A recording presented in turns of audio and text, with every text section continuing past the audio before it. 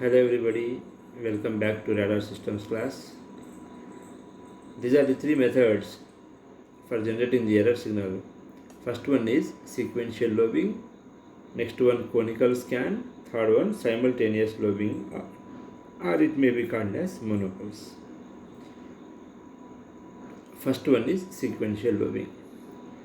Sequential lobing is one method of obtaining the direction and magnitude of angular error in one coordinate by alternatively switching the antenna beam between two positions. Because we are using to switch the antenna beam is also called as lobe.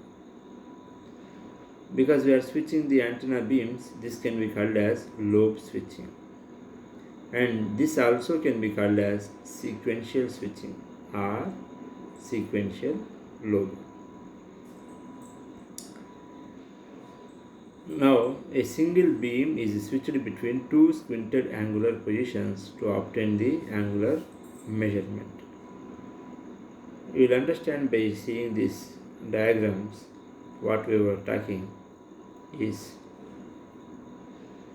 Here you can see a target which is, I'll find out and tell you, this is position 1 and this is position 2 of our antenna beams. These are the two antenna beam positions and its axis will be in the center, whereas the target is slightly towards the second beam.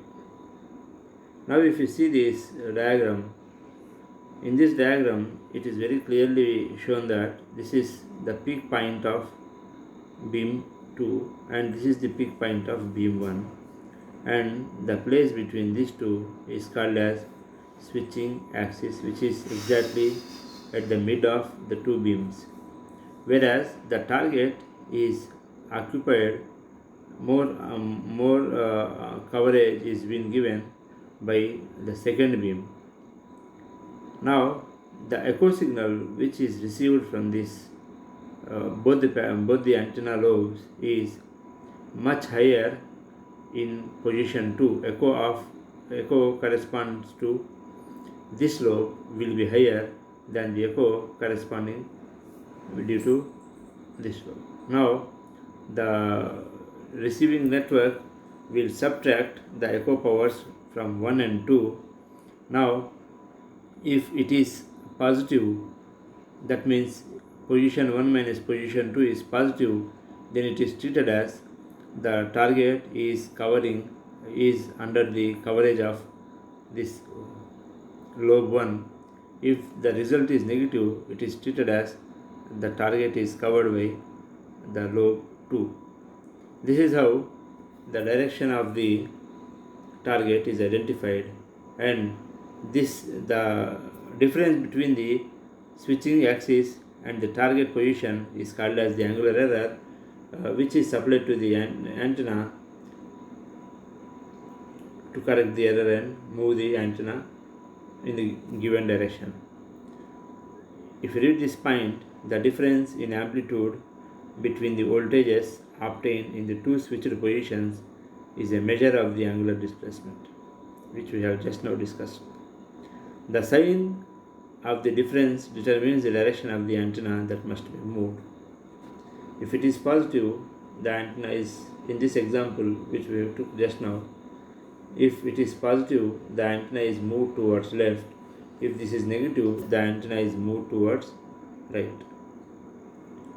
So depending upon the polarity, the antenna direction will be decided.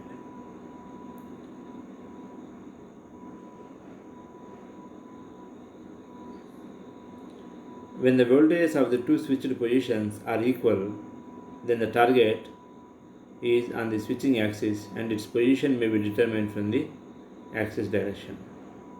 If both the powers are same, then the target is on its antenna scanning axis.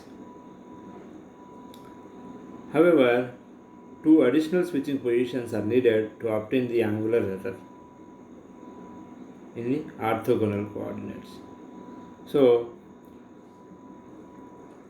to have two-dimensional sequential lobing, we will have two more antennas, totally four antennas, four horn type antennas are taken to scan the entire area, and these are arranged in a type of matrix, and sequential switching will be carried out to know the angular error. This is one possibility, and the other one is a cluster of 5 feeds might also be employed, with a central feed used for transmission while the outer fields are used for receiving. This is another configuration of having sequential lobing to generate the error. Thank you. I hope you understand this topic.